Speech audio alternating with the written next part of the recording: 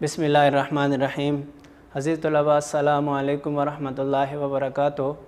بچوں، آپ جانتے ہیں کہ کل لیکچر نمبر 6 میں ہم نے نعت کے شاعر کا تعارف بیان کیا تھا، اور آج لیکچر نمبر 7 میں جو کہ 10 جماعت کے اردو کی کتاب کا سبق نمبر 2 ہے اور نعت نظم ہے، اس کی انشاءاللہ ہم بلند خوانی کریں گے۔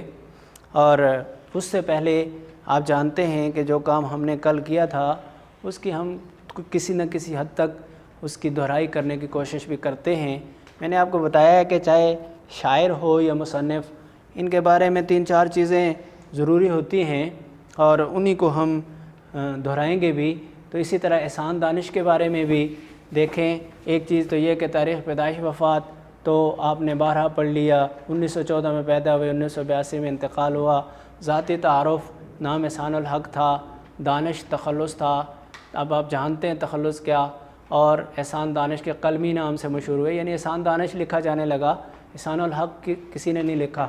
کاندھلہ مظفر نگر یوپی بھارت میں پیدا ہوئے، اور والدین بہت غریب تھے جس کی وجہ سے تعلیم ادھورا چھوڑ کر مزدوری کرنا پڑی۔ پھر مزدوری میں سارے کام کیے، اور تعلیم اپنی کیسے حاصل کی؟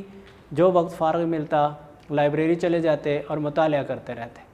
تو اللہ نے ان کی اس محنت کا صلہ پھر یہ دیا کہ حکومت نے ان کی قابلیت اور استعداد کا اعتراف کرتے ہوئے PhD کی اعزازی ڈگری سے نواز دیا۔ تو پھر ان کے جو کلام کے حوالے سے بات ہے کہ بڑے قادر الکلام تھے، مشرقی اقدار کے آئینہ دار ہے۔ مشرقی اقدار میں نے بتا دیا کیا تھا، آپ حضرات کے ذہن میں یہ آ گیا ہوگا۔ اور غزل اور نظم دونوں یکساں لکھیں، قدرت تھی، لیکن مشہور نظموں کی وجہ سے ہوئے۔ کئی لوگ غزلوں کی وجہ سے مشہور ہوئے، یہ نظموں کی وجہ سے ہوئے، اور پھر ان کی تصانیف۔ اس کے بعد بھائی بچوں، اب ہم نعت کی بلند خوانی کے لیے آگے بڑھ رہے ہیں۔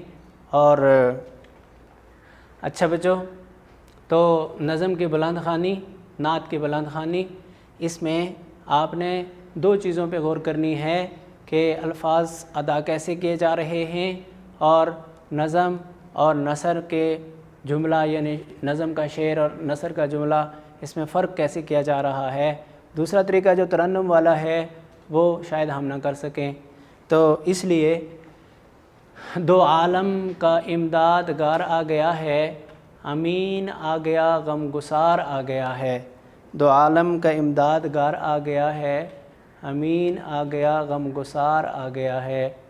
تو بچوں دیکھو، 2 عالم کا امدادگار آ گیا، 2 عالم، دونوں جہان، یعنی دنیا بھی اور آخرت بھی، امدادگار مدد کرنے والا، اور امین امانت دار، غم گسار غموں کو بانٹنے والا۔ تو بچوں کیسے ہوگا مفہوم کہ دونوں جہانوں میں ہماری مدد کرنے والی ذات تشریف لے آئی، دونوں جہانوں میں ہماری مدد کرنے والی ذات تشریف لے آئی، سب سے بڑے امانت دار اور سب سے بڑے غموں کو بانٹنے والے تشریف لے آئے۔ غریبوں کی جان کو، یتیموں کے دل کو سکون ہو گیا ہے، قرار آ گیا ہے۔ غریبوں کی جان کو، یتیموں کے دل کو سکون ہو گیا ہے، قرار آ گیا ہے۔ بچوں اس میں تھوڑی سی آپ ایک بات ذہن میں ذرا اس پہ توجہ دیں کہ سکون کی نسبت جان کی طرف کی اور قرار کی نسبت دل کی طرف کی۔ اصل میں سکون ذہن سے تعلق رکھنے والی چیز ہے، اور قرار یا بے قراری یہ اس کے نتیجے میں پیدا ہونے والی چیز ہے۔ تو اگر کوئی آدمی سکون میں ہوگا تو اس کے دل میں بھی قرار ہوگا، اور اگر کوئی آدمی بے سکونی میں ہوگا تو اس کے دل میں بھی بے قراری ہوگی۔ غریبوں کی جان کو، یتیموں کے دل کو سکون ہو گیا ہے، قرار آ گیا ہے۔ غریبوں کی جان کو سکون ہو گیا اور یتیموں کے دل کو قرار آ گیا، یتیموں کا دل مطمئن ہو گیا، اس لیے کہ اللہ کے نبی یتیموں کے ملجا اور ماوا بن کر تشریف لائے، غریبوں کے ملجا، یتیموں کے ماوا۔ تو اس کا مفہوم یہ ہوگا کہ غریبوں کی جان کو سکون ہو گیا اور یتیموں کے دل کو قرار آ گیا جب رسول پاک صلی اللہ علیہ وسلم دنیا میں تشریف لائے۔ اصول محبت ہے پیغام جس کا، وہ محبوب پروردگار آ گیا ہے۔ اصول محبت کی بنیاد، اصول اصل کی جمع، اصل جڑ کو کہتے ہیں اور بنیاد کو بھی کہتے ہیں۔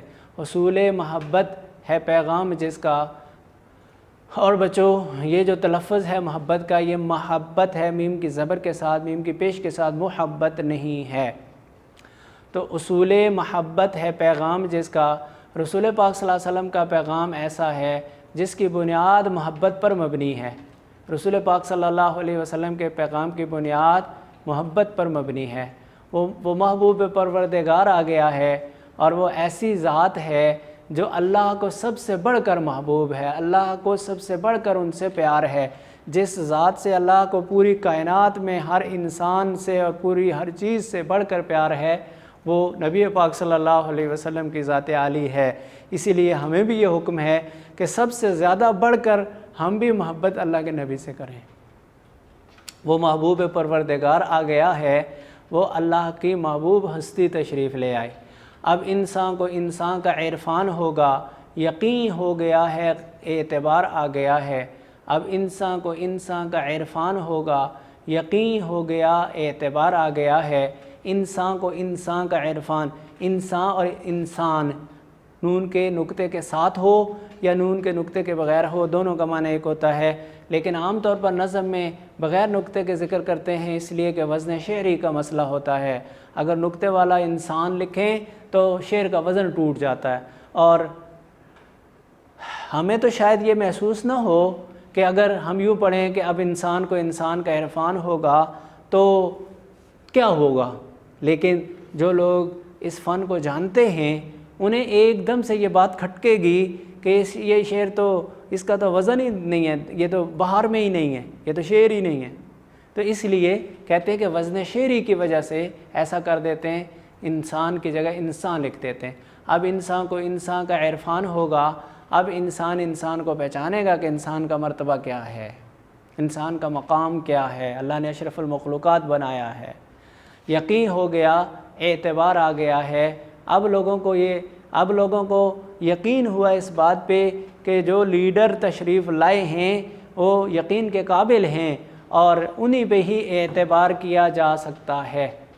آنے والی ہستی قابل یقین ہیں اور قابل اعتبار ہیں، اس لیے کہ اس سے پہلے جو بھی لوگ اگر لیڈر ہونے کا دعویٰ کرتے تھے ان کے اندر صفات ہی وہ نہیں ہوتی تھی کہ ان پہ یقین کیا جا سکے یا وہ قابل اعتبار ہوں۔ بجھے گا نہ جس کا چراغ محبت، وہ پیغمبر ذی وقار آ گیا ہے۔ اللہ کے نبی نے جو محبت کا چراغ جلا دیا، جو محبت کی داغ بیل ڈال دی، جو محبت کا بیج بو دیا، کبھی نہیں بجھے گا قیامت تک ہدایت کی تعلیم دینے والے اس بات کو مشعل راہ بنا لیں گے کہ محبت ہی اس کی بنیاد ہے۔ وہ پیغمبر ذی وقار آ گیا ہے، اور وہ ایسے پیغمبر بن کر دنیا میں تشریف لائے جو ذی وقار ہیں، بڑے مرتبے والے ہیں۔ اللہ کے ہاں سب سے بڑا مرتبہ نبی پاک صلی اللہ علیہ وسلم ہی کا ہے۔ زمانے کو اب اپنی منزل مبارک کے ایک خضر صدرہ گزار آ گیا ہے۔ بھائی بچوں، اس شعر میں دو لفظ ہیں، ایک تو تلفظ کے اعتبار سے اور دوسرا معنی کے اعتبار سے۔ مبارک ہے لفظ مبارک نہیں۔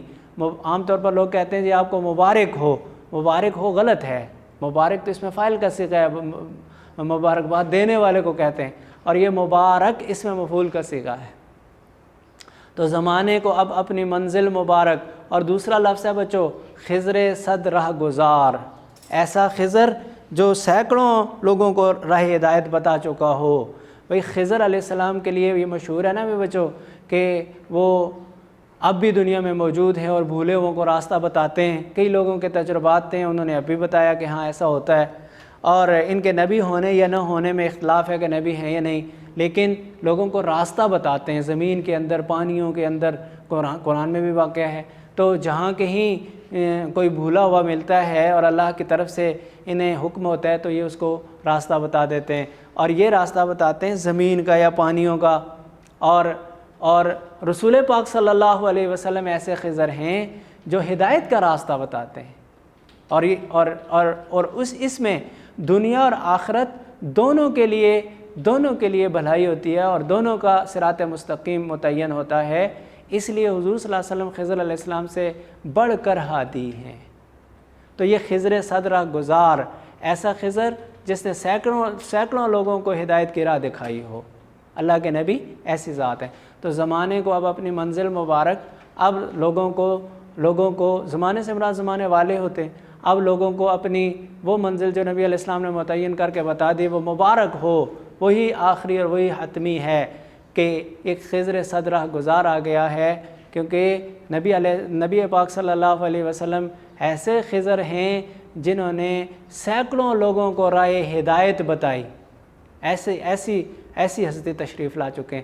خضر صد راہ گزار، ایسا خضر جس نے راہ گزر اور راہ گزار راستے سینکڑوں لوگوں کو راہ ہدایت بتائی، سینکڑوں لوگوں کو راہ ہدایت بتائی، کیونکہ نبی علیہ السلام کی طرف جب نسبت کریں گے تو ہدایت کے راستے ہی کی کریں گے، کیونکہ ہدایت کا راستہ واحد وہ راستہ ہے جو دنیا اور آخرت دونوں کے لیے ہوتا ہے، ورنہ یہ جو خضر علیہ السلام ہے ان کی طرح دنیا ہی کا راستہ، چاہے وہ پانی کا ہو خشکی کا ہو، وہ مراد ہوتا ہے۔ بچوں دوبارہ سے اس کو مختصر سن لو۔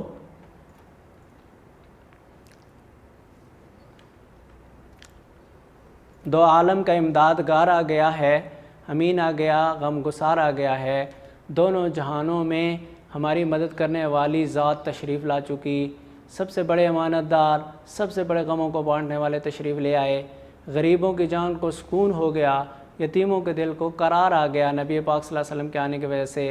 حصول محبت ہے پیغام جس کا، نبی علیہ السلام ایسی ہستی ہیں کہ جن کا پیغام محبت پر مبنی ہے، وہ اللہ کا محبوب پیغمبر تشریف لے آیا۔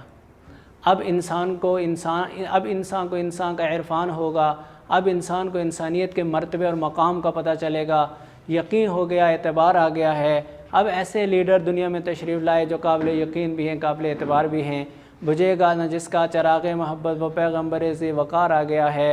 ایسی ہستی کہ جنہوں نے محبت کی اس طرح داغ بیل ڈالی اور ایسا چراغ جلایا جو قیامت تک نہیں بجھ سکے گا، اور یہ ایسے پیغمبر ہیں جن کا مرتبہ اور مقام اللہ کے ہاں بہت بڑا ہے۔ زمانے کو اب اپنی منزل مبارک، اب لوگوں کو وہ منزل جو حضور نے متعین کر کے بتا دی وہ مبارک ہو کہ ایک خضر صد راہ گزار آ گیا ہے کہ یہ ایسی ہستی خضر بن کر تشریف لائی جو ہدایت کا راستہ سینکڑوں راہ گزروں کو اور سینکڑوں راستہ چلنے والوں کو بتا چکے ہیں۔